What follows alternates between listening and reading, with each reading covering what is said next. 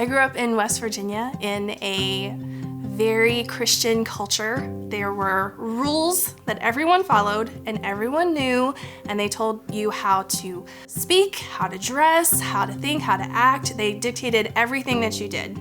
Following the rules has always come very easily for me, so I loved that there were clearly defined rules for me to follow. I liked following the rules because when I followed the rules, I was good. I was a good Christian, I was a good person, I was accepted, I was in. It was easy to follow the rules whenever I was in West Virginia, when I was surrounded by people who followed the same rules and did the same things that I did. But when I moved out on my own, I moved out of the state, then everything was on my plate to do. It was up to me to make myself go to church. It was up to me to go through the motions. It was also at this time when I was encountering a lot of people who had backgrounds very different from my own, and they were living life very differently than I lived my life. But for some reason it worked. It wasn't bad, like I couldn't really find fault with it. It worked. And so I started to wonder what that meant for me, for the rules that I followed. Was I wrong? What did that mean? I started to question everything. I'd been taught up until that point that you shouldn't question anything. These are the rules, this is what is good, this is what it means to be a Christian. It fits in a box, it's very specific. When I moved to a new state, I found a great group of people to live life with, and I got involved in a new church. So I just put everything on the table. I started looking at why. Why did I do everything? Why did I go to church? Why did I read my Bible? Why did I say things the way that I said them? Why did I do things the way that I do them? The more I looked at things, the more I looked at my beliefs, at why I believe what I believe, the more I realized that I was replacing the approval of God with the approval of my community. My faith doesn't fit into a box because it's a relationship, because it's something that is alive right now. I believe that God is active in my life right now and walks along with me in an ongoing way. And the more I learned about God, the more I realized instead of trying to convince people to follow a certain set of behaviors, I now have empathy for the journey that they are on. And I realize that it's something they have to decide for themselves. An evolving faith allows me to keep a false narrative from guiding my life. I never want to go back to that again.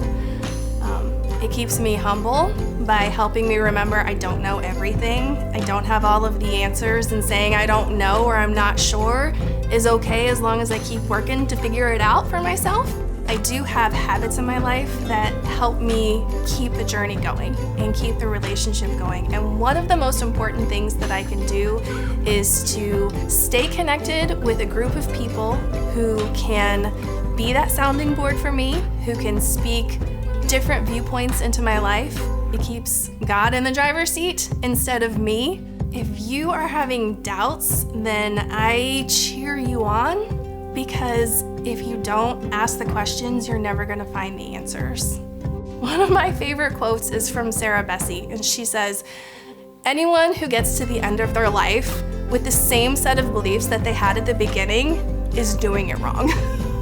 I am not the same person I was 10 years ago, and I can't wait to see where I am going to be 10 years from now. I'm Sam Dillenbach, and I'm just one.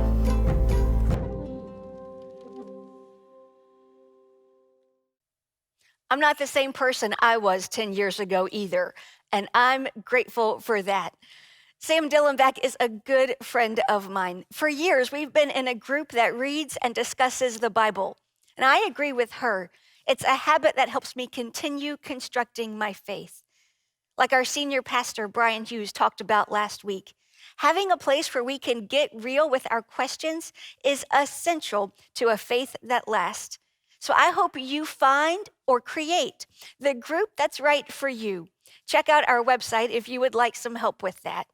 Oh, by the way, that video that you saw was filmed in a house on the site of our new Midlothian campus building. We're keeping the house for office and student space, and the building is really coming along. So thank you for giving.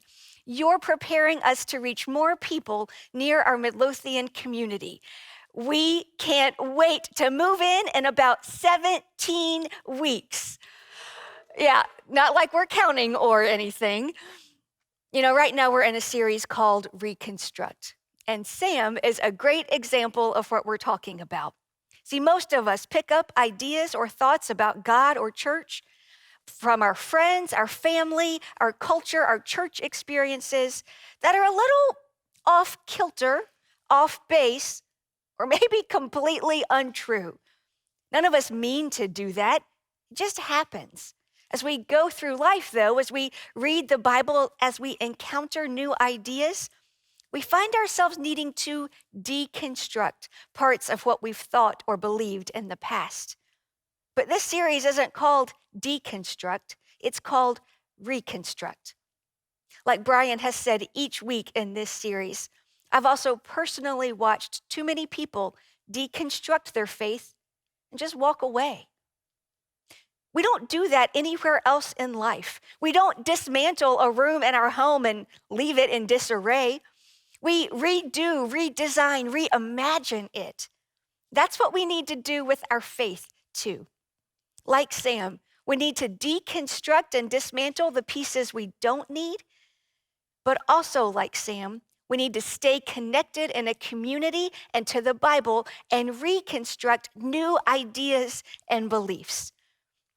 Now, not staying in community is one reason people end up deconstructing their faith and walking away. Today, we're talking about another reason: surrender. Some people deconstruct their faith in Jesus and walk away from it because they don't surrender. In some cases, they didn't know what they were getting into.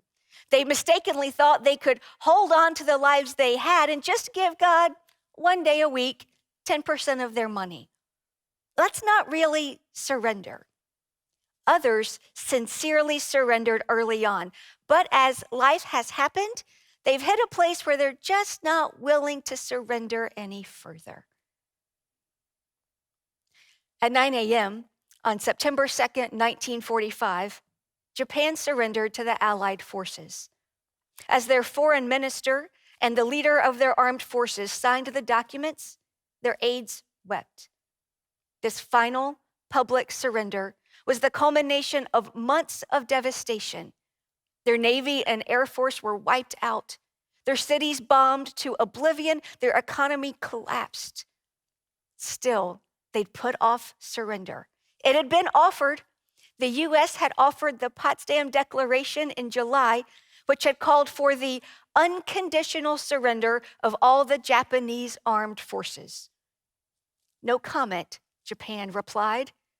No surrender, they meant. Then an atom bomb was dropped. The USSR declared war against Japan, and a second atom bomb was dropped. Surrender was considered. Discussions began with the United States about what surrendering would look like. It took a week to iron out the details, because even when Japan was ready to surrender, they still wanted to hold on to a little bit. The U.S. said no. A few days later, their emperor announced Japan's total surrender. Total surrender. That's what was required of them, and it's what's required of us. Jesus said it very plainly. Those of you who do not give up everything you have cannot be my disciples. Everything.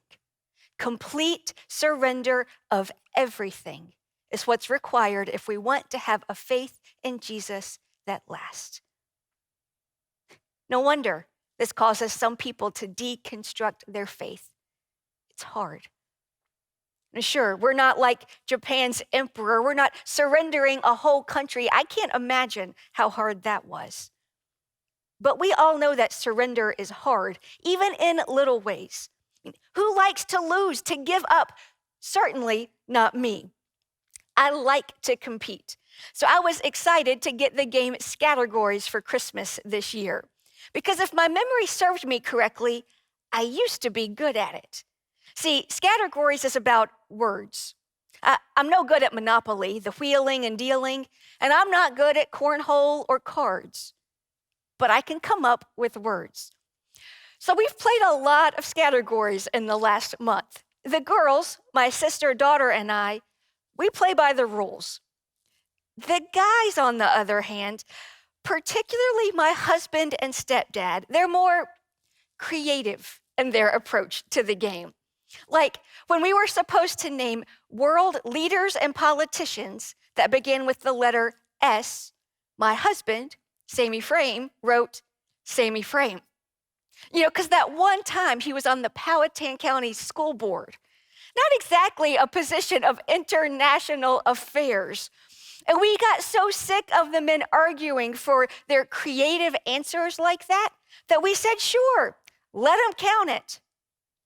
It's when my husband smiled and said, you finally got tired of arguing and gave in.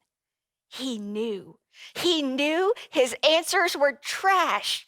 He also knew that if he kept yelling and arguing and running his mouth, that eventually I'd surrender, even though I hate it. None of us like surrendering. And we may have heard people say or sing in church that they surrender everything to Jesus. But if we're honest, we're doubtful. Do people really do that? I mean, saying it and doing it are altogether different. Take Peter, for example. Peter was one of Jesus' very closest followers on this earth. He was passionate and all in. He tells Jesus, I will lay down my life for you. Then Jesus answered, will you really lay down your life for me? Very truly, I tell you, before the rooster crows, you will disown me 3 times. Now, if you don't know this story, I'm going to go ahead and spoil it for you. Jesus is right. Peter disowns him 3 times before the night is over. He doesn't mean to. He doesn't set out to. I think Peter is entirely and completely sincere when he tells Jesus he'll lay down his life for him. I think many of us are entirely and completely sincere when we tell Jesus that we'll surrender everything for him. I wonder if Jesus hears us and asks of us like he did of Peter. Really? Will you really? Knowing that we won't. Because it's easy to say we'll surrender. Actually doing it is hard. It was hard for Peter. It's hard for us. But Jesus shows us what it looks like. Jesus says, I lay down my life. No one takes it from me, but I lay it down of my own accord. Look at who's responsible for Jesus laying down of his life. He is. He says, I lay down my life. No one takes it from me, but I lay it down of my own accord. Who's in charge here? Jesus is. Who's choosing to surrender? Jesus is. And the same is true of us. We're the ones in charge of our own surrender. We're the ones who have to make that choice over and over again. In some ways, it would be easier if things were just taken from us. I mean, sure, it would still be hard to lose the promotion, the boyfriend, the house, the picture-perfect family. But if someone else could just do the hard part of getting things out of our lives that God doesn't want for us, then we wouldn't have to do it. But losing things is one thing. Surrendering is another. Losing and surrendering are not the same.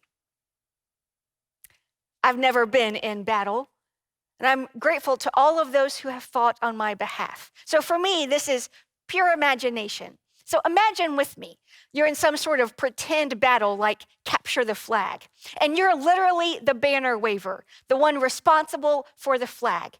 Like, if that's me, I'm gonna hold on to that flag no matter what.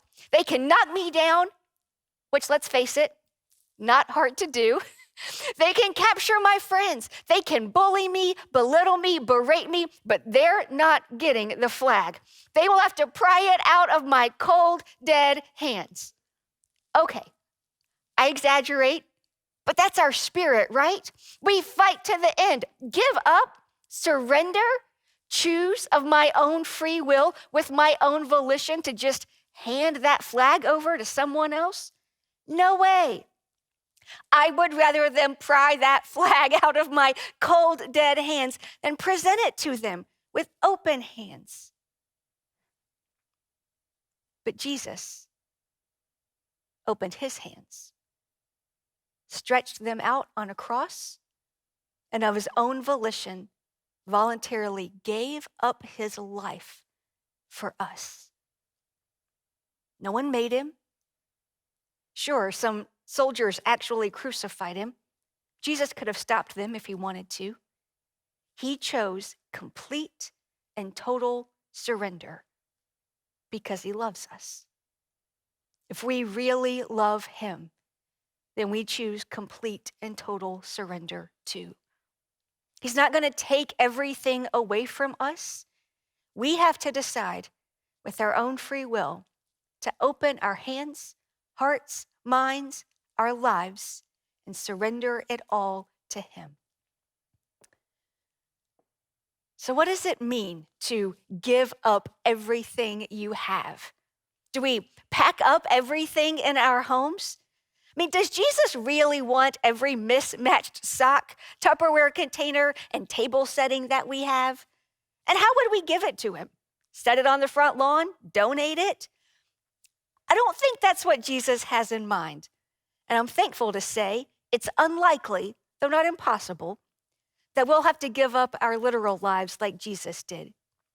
But I do think our surrenders will cause us pain of one form or another. See, we all have things, causes, ideals, people that matter to us.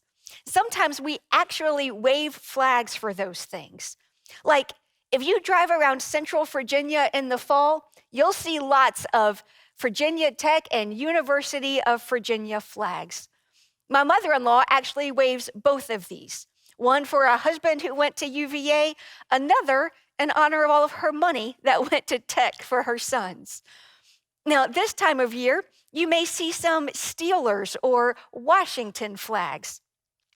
You're probably not surprised to know that my kids have Kentucky flags in their rooms. Even though our basketball team is terrible this year, we're still flying those flags. Our teams matter to us. They represent our family heritages and traditions. Do I want to surrender my allegiance to Kentucky basketball or Tech football for Jesus? No. Would you want to throw in your terrible towel for Jesus? No. But we could. We would.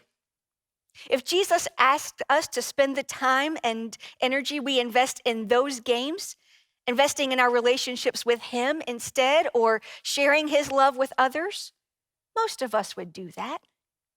If Jesus asked us to tone down our enthusiasm for the Hokies so we could reach a UVA fan, or vice versa, we would do that.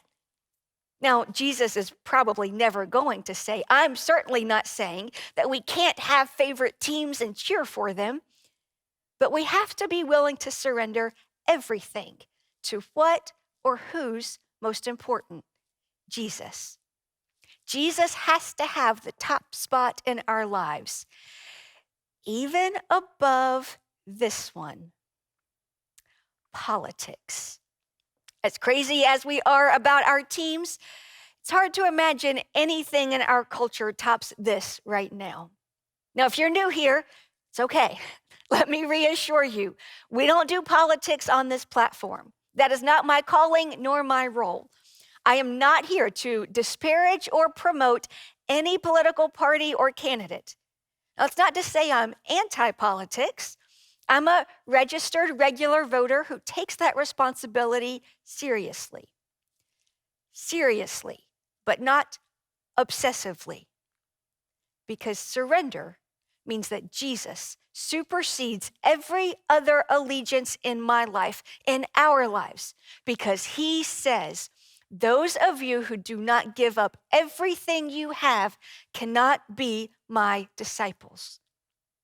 It's good to be responsible, involved citizens. And there's nothing wrong with waving political flags in our yards and on our cars. But sometimes I wonder, Jesus asks us to surrender the passion, time, money, and energy that we invest in our politics and to invest it in him instead.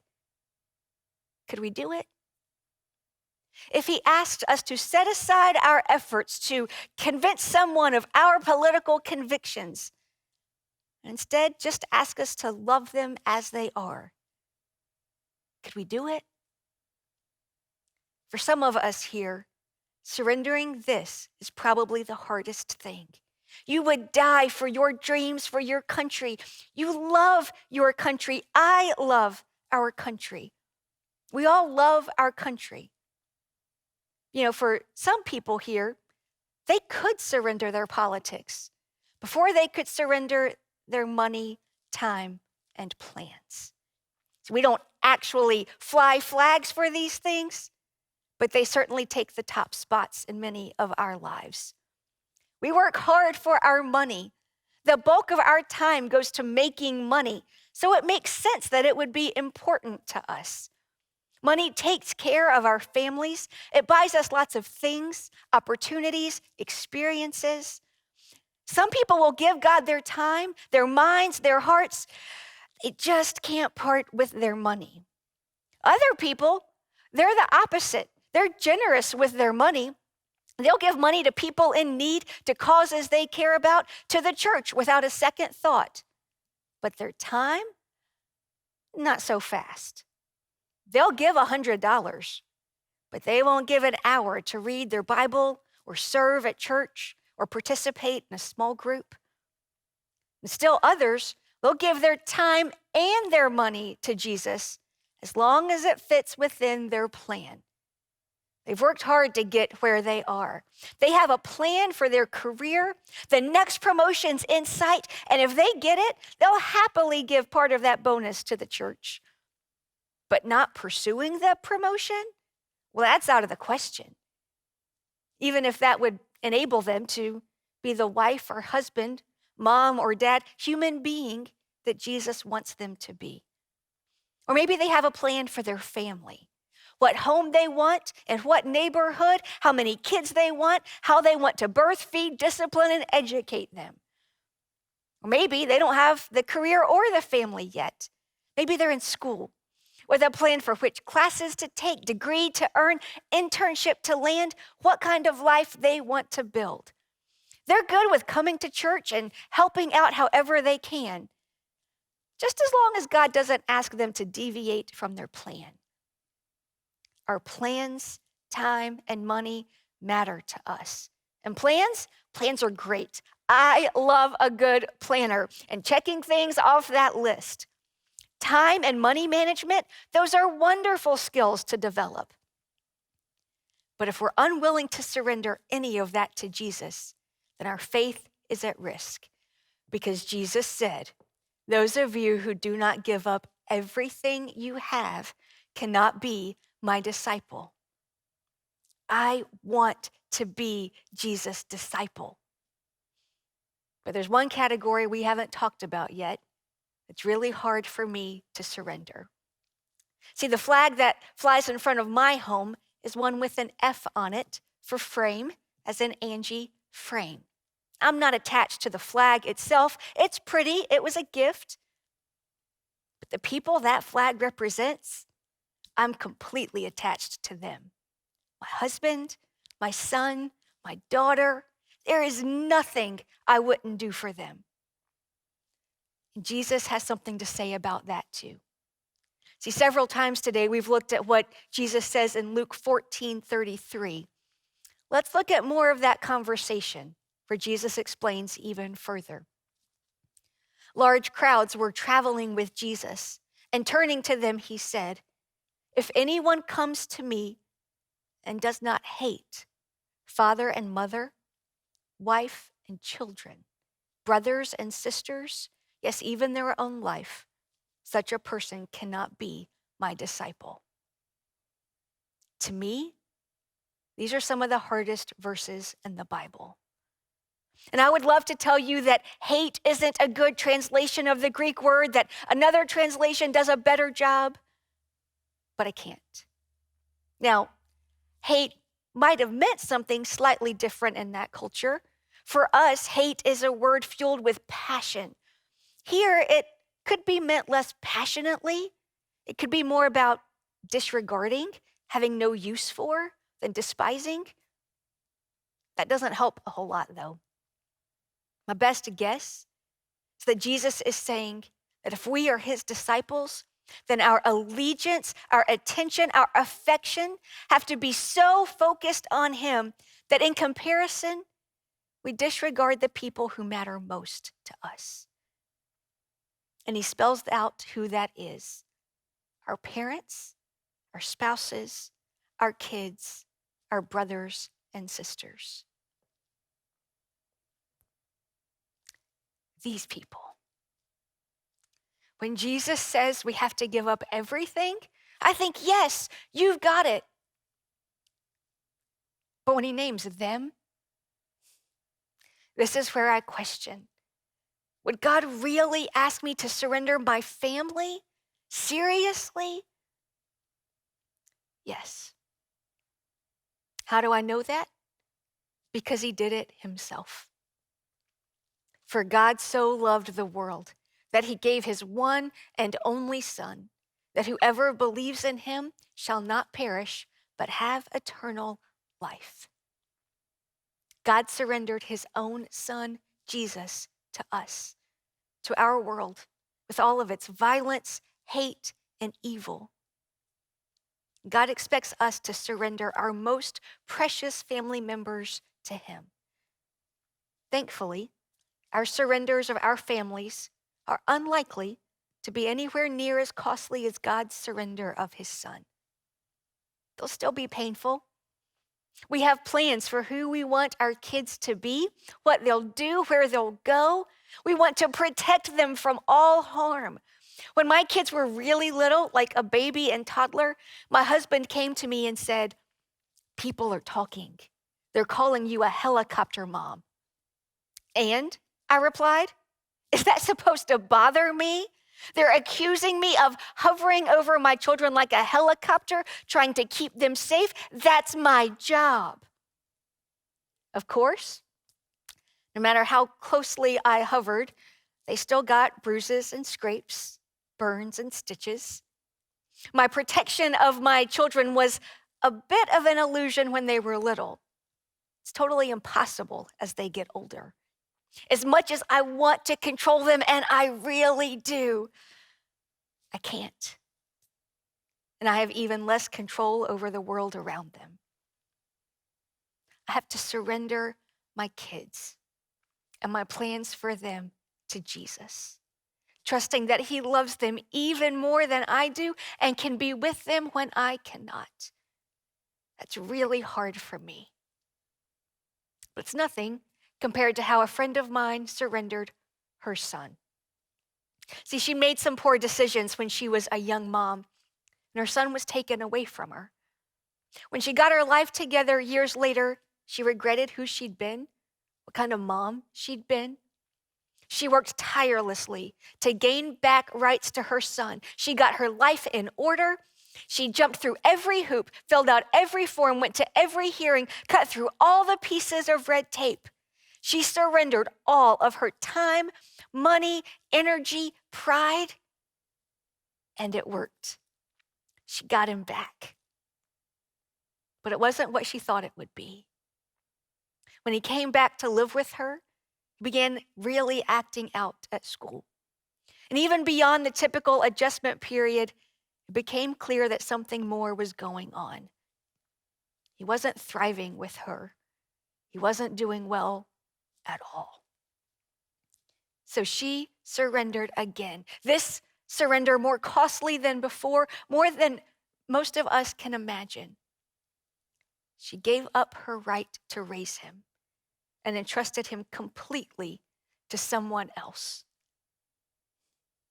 It was one thing to have her son taken from her. It's another thing entirely to surrender him.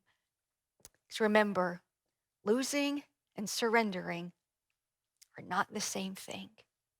What she did for her son is what Jesus did for us, what he expects from us.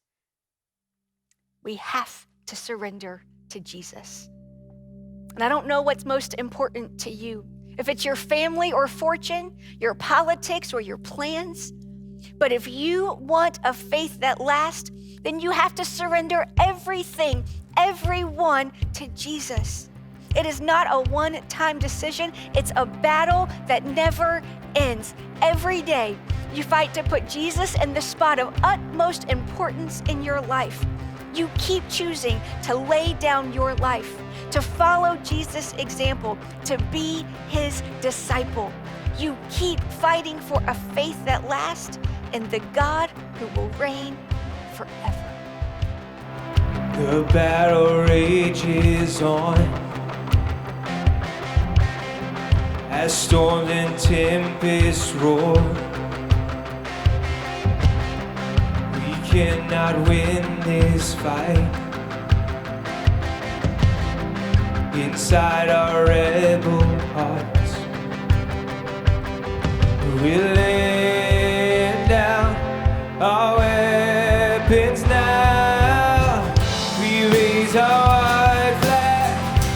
We surrender all to you, all for you. We raise our white flag. Oh, so love is come, love is won.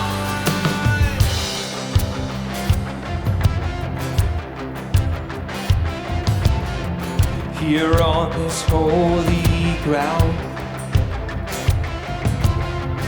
you made a way for peace. Laying your body down, you took our rightful place. This freedom song is marching on. We raise our white flag. We surrender all to you, all for you. We raise our white flag.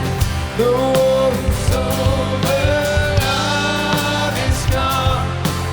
Love is won. We raise our white flag. We surrender.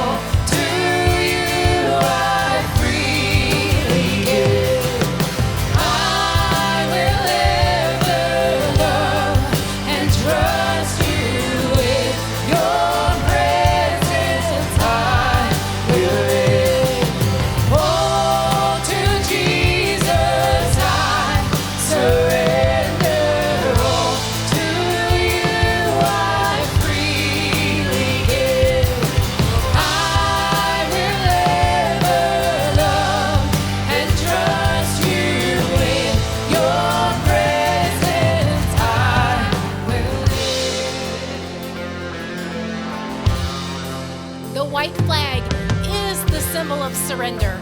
We have flags available for you today. You can text white flag to 94,000 and receive a white flag image. You can save it to your phone or share it to social media, however you want to use it.